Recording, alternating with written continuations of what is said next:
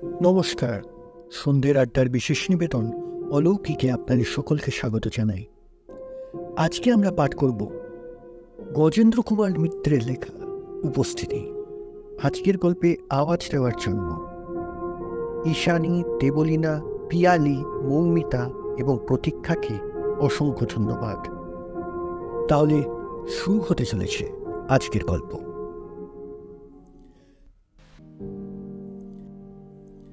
বিকাশের আর্থিক অবস্থা খুব সচ্ছল না হলেও তার প্রথম ছেলের অন্নপ্রাশনের বোন চারটিকে বাদ দিতে পারলে না। অনেকগুলি বোনের একমাত্র ভাই হিসেবে বাল্য ও কৈশোর তাদের উপর যথেষ্ট অত্যাচার করেছে। ওর বাবা মা প্রকাশ্যেই মেয়েদের বঞ্চিত করে সবচেয়ে ভালো জিনিসগুলো ওকে দিয়েছে। সমস্ত কিছু স্বাচ্ছন্দ্যে এবং আরামে তারই অধিকার, এটাই ক্রমশ তারও বিশ্বাস হয়ে গিয়েছিল।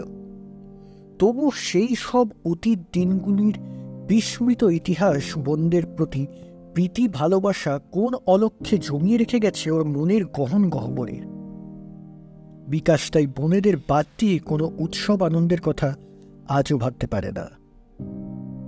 স্ত্রী নির্মলা আপত্তি তুলেছিল বইকে, এই বাজার ঠাকুরজিরা তো একা আসবেন না, রোজই দুধ লাগবে 4 সের করে। চাল তো ব্ল্যাকে 5 শিকে করে শের হয়ে গেছে, কত খরচ করবে তুমি? তাছাড়া এই তো মোট 4খানি ঘর, ছেলে মেয়ে চ্যাঁ ভ্যাঁ, পারবে সইতে? তা কি আর করা যাবে বলো, এই তো প্রথম কাজ আমাদের। তাদেরও আমি একটিমাত্র ভাই, কি মনে করবো বলো? তাহলে এই আয়োজনই বন্ধ করতে হয়। নির্মলা বেশি জোর দিতে পারেনি, কারণ তার নিজেরও 2টি বোনকে ইতিমধ্যে টাকা পাঠিয়ে দেওয়া হয়ে গেছে এখানে আসার জন্য। তবু তো বিকাশের বোনদের কাউকে রাহা খরচ দিতে হবে না। বিকাশের দিদি থাকেন এলাহাবাদে, মেজ বোন অলকা নাগপুরে, সেজ বোন জ্যোতি পূর্ণিয়ায়, আর ছোট বোন মায়া খড়গপুরে। অর্থাৎ 4 জন 4 দিকে। কিন্তু বিচিত্র কারণে ওরা 4 জন একই দিনে 2টি বোন অলকা ও মায়া একই ট্রেনে এসে পৌঁছল। তার ফলে উল্লাসের যে হুল্লোড় উঠল সেদিন তো অবর্ণনীয়। তবু রক্ষা ওরা সব ছেলে মেয়ে নিয়ে আসেনি, প্রত্যেকেই 2-1টি করে বাড়িতে রেখে এসেছে। মায়ার একটি মাত্র মেয়ে, সেটিকেও সে নিয়ে আসেনি, শাশুড়ির হেফাজতেই আছে। তা হোক, আনন্দের রেশটা দুপুর থেকে শুরু করে প্রায় সারাদিনই চলল। এমনকি নির্মলাও সে আনন্দে যোগ না দিয়ে পারেনি। এই কদিনের জন্য একটি ঠাকুর রাখা হয়েছিল, তাকে সব বুঝিয়ে দিয়ে সে সন্ধ্যার পর অতিরিক্ত 1 কেটলি চা নিয়ে এসে বসেছিল এদের সঙ্গেই ভেতরে চওড়া বারান্দাটায়। পুনর্মিলনের প্রাথমিক উচ্ছ্বাসটা কমে গেছে যখন, তখন শুধু চলছে 2-1টা খুচরো আলাপের ফাঁকে ফাঁকে পরস্পরের দিকে তাকিয়ে ভগ্নিপতিদের আর্থিক অবস্থার একটা আভাস পাবার চেষ্টা।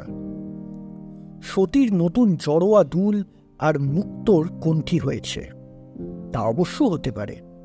স্বাধীনতা পাওয়ার পর ওর স্বামী একটা খুবই বড় গোছের একটা চাকরি পেয়েছে।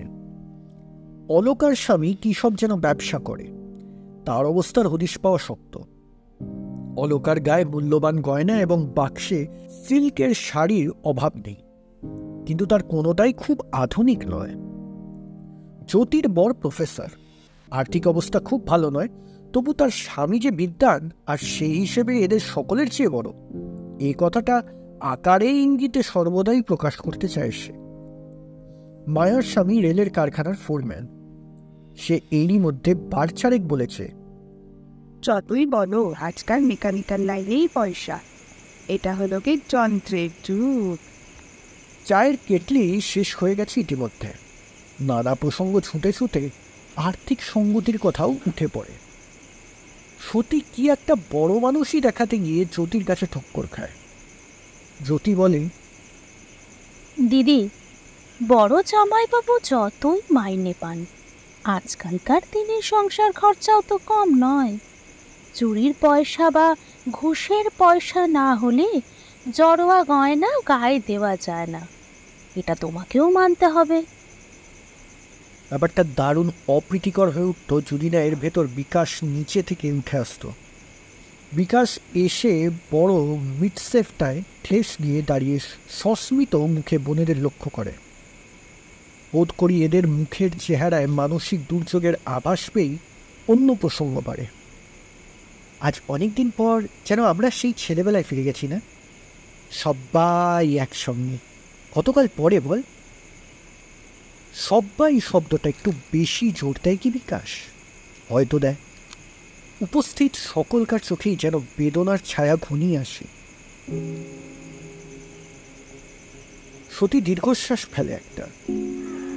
সবাই আর কই বলো, মনি যে এমন করে।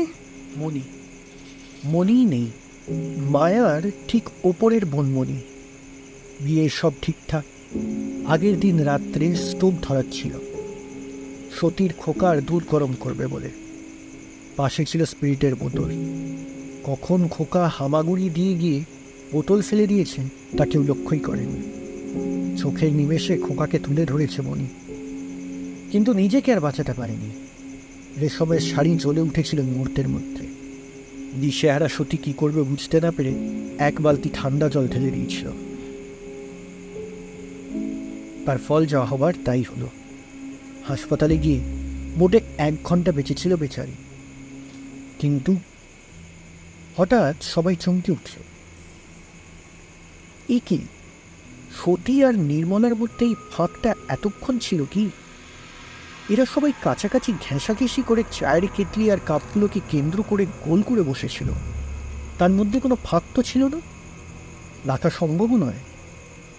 পালিগঞ্জের বাড়ি, ওপরের দালানে এত জায়গা নেই যে ছড়িয়ে বসবে। এতদিন পর সকলে মিলেছে, দূরে দূরে বসবার ইচ্ছাও ছিল না কারণ। এত বড় একটা ফাঁক তো তার মধ্যে ছিল না, ঠিক পুরো একটা মানুষ বসবার মতো ফাঁক। কেউই মনের কথা কাউকে জানায় না, কিন্তু ওই এক প্রশ্নই জাগে সকলের মনে। কে বসেছিল এখানে? কোথায় গেল? কখন গেল? তাছাড়া কেমন যেন ওদের মনে হচ্ছিল যে সবাই ওরা মিলেছে এখানে অনেক দিন পরে। মনি যে ওদের মধ্যে নেই, কই সে কথা তো এতক্ষণ কারো মনে পড়েনি। অথচ মনি যে ছিল না এটাও তো ঠিক। কোথা থেকে আসবে সে? বেচারি মনি, সেই সবচেয়ে সুন্দর ছিল ওদের মধ্যে। আর সেই শুভ্র সুন্দর তন্য দেহ কবেই ছাই হয়ে গেছে লেলিহান চিতাও বলতে। তবে কেন ওদের এমন মনে হলো? এই পরিপূর্ণতা বোধ কোথা থেকে এলো ওদের মধ্যে? ক্রমশ বিকাশের মাথাতেও চিন্তাটা জাগে। ও যখন এলো, প্রথমে এসে এখানে দাঁড়ালো, তখন খালি জায়গাটা ছিল কি বৈঠকের মধ্যে? মনে তো হয় না। আর কে ছিল? কেউই তো এদিকে নেই। নির্মলার ভাই বোনেরা এখন এসে পৌঁছায়নি, তারা আসবে কাল। পিসিমা নিচে আছেন, তিনি নিচেই থাকেন। এতখানি সিঁড়ি ভাঙা তার পক্ষে সম্ভব নয়। তার ভীষণ হার্টের অসুখ। তবে আর গেলই বা কোথা দিয়ে? কাউকে যেতেও তো দেখা যায়নি। প্রচণ্ড একটা হাই তুলে অস্বস্তিকর নীরবতা ভাঙে বিকাশ। দিদি, ফর্দ টর্দগুলো দেখলে হতো না, বাজারে কি এলো না এলো। জ্যোতি একেবারে উঠে দাঁড়ায়।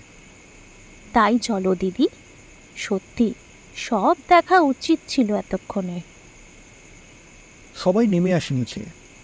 নিমন্ত্রিত ব্যক্তিদের ফর্দ নিয়ে বসে সবাই। কাকে কাকে বাদ দেওয়া সম্ভব, কাকে কিছুতেই বাদ দেওয়া চলবে না, এই নিয়ে আবার তর্ক বেঁধে ওঠে। বোনের দল নিজের নিজের শ্বশুরবাড়ির সম্ভ্রম রক্ষার জন্য সজাগ হয়। শুধু মায়া উঠে যায় ওপরের ছাদে। বনির কথা মনে পড়ে যে ওর কান্না পেয়ে যায়। রাত্রে আবার খেতে বসে সকলে একসাথে।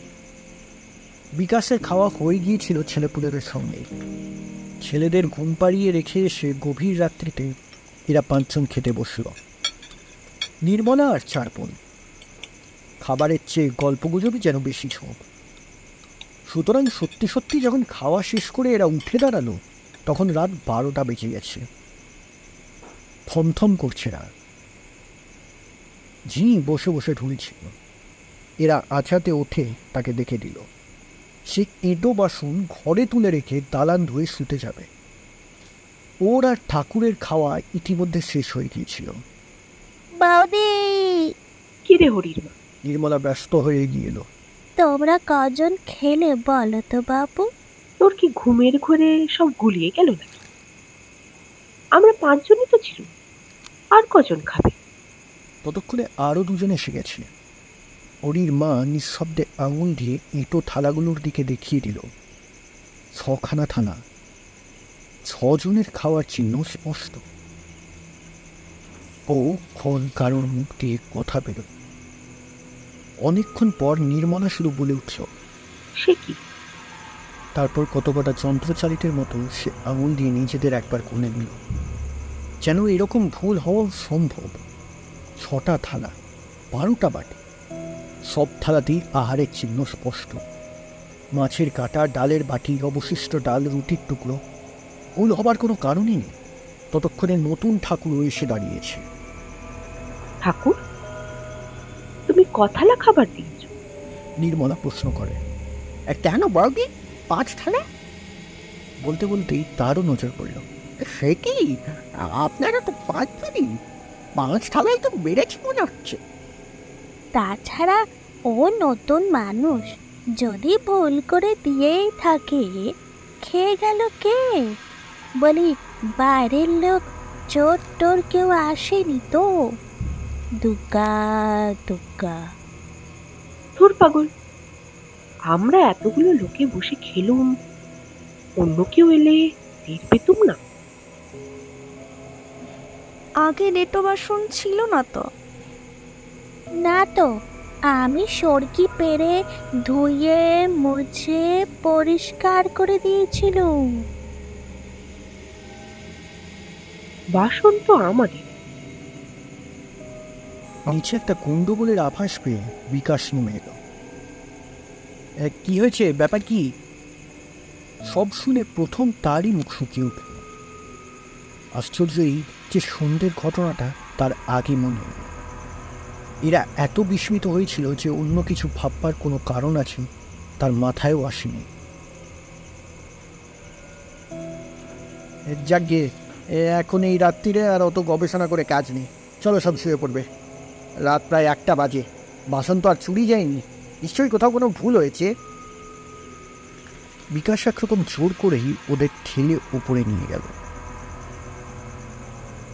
দোতলার বড় ঘরটাতে বিকাশ, সে ইচ্ছে করেই বোনেদের সে ঘর ছেড়ে দিয়ে পাশের ছোট ঘরে গেছে। এই ঘরে খাটের ওপর শুয়েছে জ্যোতি আর কোলের মেয়ে আর মায়া। নিচে যে বড় বিছানাটা পড়ে আছে তাতে পাশাপাশি বহু বালিশই পড়েছিল। নির্মলা, অলকা, সতী আর বাকি সব ছেলে মেয়ে। রাত্রে শুয়েও কিছুক্ষণ ভোজন পর্বের ধাঁধা নিয়ে আলোচনা চলেছিল বইকি। সুতরাং ভোরে উঠবার ইচ্ছা থাকলেও সবাই ঘুমিয়ে পড়েছিল একটু বেশি। 6টা নাগাদ জ্যোতির মেয়ে একটা বড় গোছের অপকর্ম করে ফেলায় ওরই ঘুম ভেঙে গেল সকলের আগে।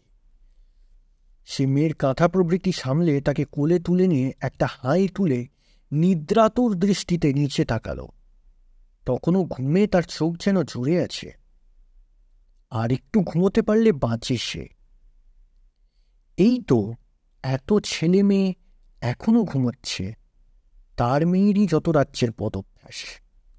কিন্তু ও কি? হঠাৎ যেন একটা প্রচণ্ড ধাক্কা খেয়ে জ্যোতির ঘুম ছুটে গেল। সমস্ত জড়তা চোখের নিমেষে কেটে গিয়ে সোজা হয়ে বসে নিচের বিছানাটার দিকে ভালো করে চেয়ে দেখল। সার সার পাশাপাশি বালিশ, সব বালিশেই মাথা আছে, কেবল নির্মলা আর সতীর মধ্যে একটা বালিশ খালি। সেখানে একজন লোকের শোবার মতো স্থান শূন্য, যেন এই মাত্রই কেউ উঠে গেছে। কিন্তু কে গেল? এই তো দরজা ভেতর থেকে বন্ধ। ছেলে মেয়েদের দিকে তাকিয়ে ভালো করে গুনল জ্যোতি, মিলিয়ে নিল সাবধানে। সবাই তো আছে, নির্মলার এপাশে তার খোকাও ঘুমোচ্ছে। তবে জ্যোতি অধ্যাপকের স্ত্রী, মনোভাব দমন করবার কিছু শিক্ষা সে এতদিনে পেয়েছে। মেয়েকে কোলে করেই যতটা সম্ভব নিঃশব্দে দরজা খুলে বেরিয়ে এলো। বিকাশ তখন সবে উঠে দাঁত মাজছে। ওকে দেখেই হাসি হাসি মুখে কি একটা বলতে যাচ্ছিল, কিন্তু জ্যোতির মুখের চেহারাটা দেখে সে হাসি মিলিয়ে গেল। দাদা শোনো। কিরে? নিজের ঠোঁটের ওপর আঙুল চেপে ধরে ওকে চুপ করতে ইঙ্গিত করে জ্যোতি তারপর তেমনি ইশারা করেই দেখায় ঘরটার দিকে। ও সঙ্গে সঙ্গে ঘরে ঢুকে বিকাশ বুঝতে পারে ব্যাপারটা। বিবর্ণ পাণ্ডুর হয়ে উঠল তার মুখ। মিনিট 5 সময় লাগলো নিজেকে সামলে নিতে। তারপর বিকাশ হইচই চেঁচামেচি করে সকলকে তুল দিল। সে চেঁচামেচি ও হাসাহাসিতে শয্যাসী শূন্য স্থান আর কারুর চোখেই পড়ল না। তবু কথাটা চাপা রইল না, এটাও ঠিক। বিকাশ বললে চুপি চুপি নির্মলাকে, জ্যোতি বললে তার দিদিকে। দুপুরের আগে বড়রা সবাই জানতে পারল কথাটা। নির্মলা শুকনো মুখে বলল, আজ বাদে কাল শুভ কাজ, এ কি অলক্ষণ হলো বলো তো? তুমি বাপু আজই ভট্টাচার্যকে ডেকে কিছু একটা তুলসী টুলসী দেওয়া, আর তো মোটে একটা দিন বাকি। বিকাশ উড়িয়ে দেয় কথাটা। হ্যাঁ, তুমিও যেমন, কোথায় না কি, আমি অমনি ভট্টাচার্যকে তুলসী দেওয়াই। এই বাজারে না হোক 10-15 টাকা খরচা। কিন্তু এ কি ব্যাপার দেখো তো? ব্যাপার না ছাই, হয়তো কারো দুষ্টুমি আর কিছুই নয়। যদিও মনের মধ্যে জোর পায় না। কখনো চুপি চুপি বাইরে গিয়ে একটা ছোট লোহা এনে পরিয়ে দেয় জ্যোতির ছোট মেয়েটার হাতে। আর সকলকারী ছেলে মেয়েদের হাতে ওটা ছিল। শুধু অধ্যাপকের স্ত্রী বলেই জ্যোতি ওসব কুসংস্কারকে প্রশ্রয় দেয়নি। আজ কিন্তু দাদার এই কাণ্ডটা দেখেও দেখল না সে। বিকেলের দিকে নির্মলার 2 বোন এবং ছোট ভাই এসে পড়াতে আরও একচোট হইচই হল। সেই হই হুল্লোড় এবং চেঁচামেচির মধ্যে সকলেরই আতঙ্ক কোথায় যেন মিলিয়ে গেল। কেবল সত্যি নিশ্চিন্ত হতে পারেনি। দুপুরে সকলে ঘুমোলে ওর মনে হলো যে আরও 2টো পান সংগ্রহ করে আনা দরকার। তখন আর কাউকে ডাকাডাকি না করে নিজেই নেমে গেল নিচে। ভাড়ার ঘর থেকে আর 2 খিলি পান আনবেন। নাম্বার মুখে সিঁড়ির বাঁকে বড় ধাপটাতে পা দিতেই ওর মনে হলো ঠিক পেছন দিক থেকে কে যেন চুপি চুপি বলে উঠল, খোকাটাকে নিয়ে এলেন কেন দিদু? কতদিন দেখিনি। ভয় পাথর হয়ে গিয়েছিল হাত পা। শুধু শক্তি ছিল না বলেই চেঁচিয়ে উঠতে পারেনি। পরিষ্কার মনির গলা, এই গলা সত্যির ভুল হবার কথা নয়। পা পা করে আবার উঠে এসে প্রায় অজ্ঞান হয়ে পড়েছিল সে। তারপরই এরা এসে পড়ায় আর কাউকে বলা হয়নি। এরই মধ্যে ঠিক সন্ধ্যের আগে আরও একটি ঘটনা ঘটল। নির্মলা খোকাকে দুধ খাওয়াবে বলে দুধের বাটি ঘরের মেঝেতে নামিয়ে রেখে বাইরে গিয়েছিল ঝিনুক আনতে। খোকা তখন ছোট ঘরের মেঝেতে শুয়ে খেলা করছে। তখনই অবশ্য ফিরে যাওয়া হয়নি। সতীর ছোট্ট ছেলেটা অলকার ছেলের চুলের মুঠি চেপে ধরে হাতে কামড় দেওয়ায় একটি কুরুক্ষেত্রের যুদ্ধ দেখা দিয়েছিল বলে মিনিট 4 দেরি হয়ে গিয়েছিল। কিন্তু কোনো মতে ওদের ছাড়িয়ে গিয়ে ভেতরে এসে দেখলে দুধের বাটি খালি। তবে কি বেড়াল খেয়ে গেল নাকি আর কেউ? কই, কেউ তো আসেনি এদিকে, বেড়ালও নেই কোথাও। তবে ছেলেদের দিকে চাইতেই নির্মলার চোখে পড়ল পেটটাও বেশ উঁচু উঁচু। তাড়াতাড়ি হেঁট হয়ে মুখ শুঁকে দেখল দুধেরই মুন্ড। শুধু তাই নয়, কোলে তুলে নিয়ে ছুটে বেরিয়ে আস্তে আস্তে 1 ঝলক দুধ তুলেও দিল সে। এবার আর সংকোচ বা লজ্জার কারণ রইল না। মেয়ে মজলিস বসে গেল। সতীর কথাও শোনা গেল। পিসিমা এতক্ষণ পর্যন্ত কিছুই শোনেন। তিনি সব শুনে বললেন, কি সর্বনাশ! তোরা এখনো চুপ করে আছিস? কি রে তোরা, সাহস বলিহারি নেই তোদের? আমি তখনই বউকে বলেছিলাম যে মেয়েটা অপঘাতে মরল, একটা গয়া টয়া যাওয়ার ব্যবস্থা করো। সে শুনলো না, খোকা তো শুনবেই না।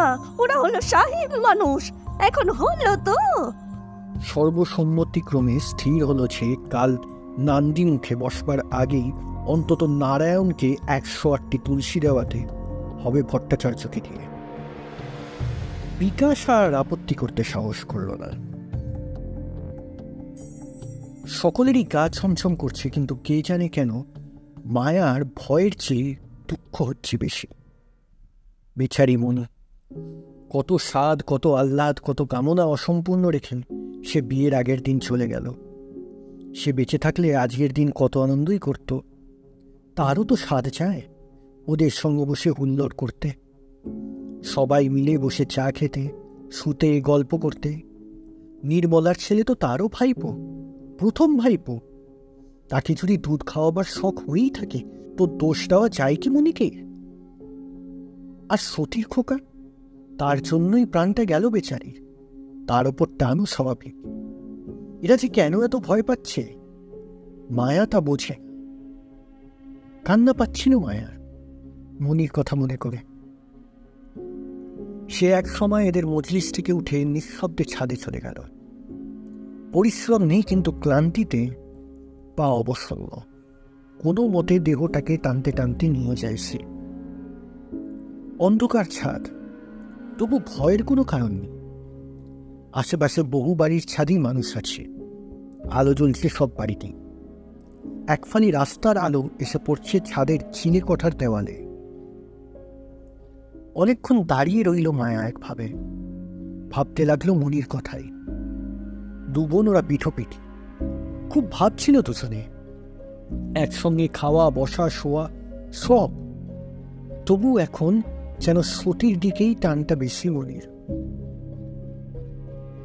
অদ্ভুত কারণে একটু সূক্ষ্ম অভিমানও বোধ হয় মায়ার। পিছনে কে এসে দাঁড়িয়েছে কখন টের পায়নি মায়া। একেবারে তার উষ্ণ নিঃশ্বাস গালে লাগতে চমকে উঠল সে। পেছনে কে এসে দাঁড়িয়েছে কখন টের পায়নি মায়া। একেবারে তার উষ্ণ নিঃশ্বাস গালে লাগাতে চমকে উঠল সে। কই, কেউ তো নেই। কিন্তু নিঃশ্বাসটা স্পষ্ট, ভুল হবার কারণ নেই। পা দুটো যেন আরো দুর্বল বোধ হচ্ছে। ভেঙে দুমড়ে পড়তে চাইছে হাঁটু দুটো। হাতটা মুখে তুলতে গেল, পারল না, বড় বেশি কাঁপছে। সাহসা হু হু করে কেঁদে ফেলল মায়া। ছুটি ভাই, কেন আমাদের ভয় দেখাচ্ছিস এমন করে? তুই চলে যা, বড্ড ভয় করছে আমার। তুই থাকিস না এখানে। আমি কি করেছি তোর বল? এবার আর একটা নিঃশ্বাস পড়ল কোথায়, বেশ বড় গোছের দীর্ঘ নিঃশ্বাস, শব্দ করেই পড়ল। সে নিঃশ্বাসের উষ্ণ বাষ্প যেন সর্বাঙ্গে এসে লাগলো মায়ার। এত গরম কেন? মনে হচ্ছে যেন গরম বাতাসের হলকা একটা। ওকে সে বাতাস থেকে আচ্ছন্ন করে দেবে নাকি? কি বিষ আছে এই নিঃশ্বাসে কে জানে। মায়া যেন আর নড়বার শক্তিও নেই। সেই নিঃশ্বাসের শব্দ কানের মধ্যে ক্রমশই যেন বাড়ছে, যেন ঝাঁ ঝাঁ করে বাজতে থাকে কানে। দুই চোখের পাতা বুঝে আসে একটু একটু করে। দৃষ্টির সামনে হলদে বিন্দু অসংখ্য, মহাশূন্যে অসংখ্য খদ্দতের মতো ঘুরে বেড়াচ্ছে চারিদিকে। আর কোনো বোধ রইল নাও। এ নিঃশ্বাস কি সারা আকাশে ছড়িয়ে পড়ল নাকি? শহরের শব্দ কই? দিদি? টের পাওয়া গেল অনেক খুঁজোখুঁজির পর রাত 11টার নাগাদ। তখনই ডাক্তার এলো। আরও বড় ডাক্তার ডাকা হলো পরের দিন। সন্ধ্যের দিকে হাসপাতালেও নিয়ে যাওয়া হলো। কিন্তু মায়ার জ্ঞান আর ফিরে এলো না।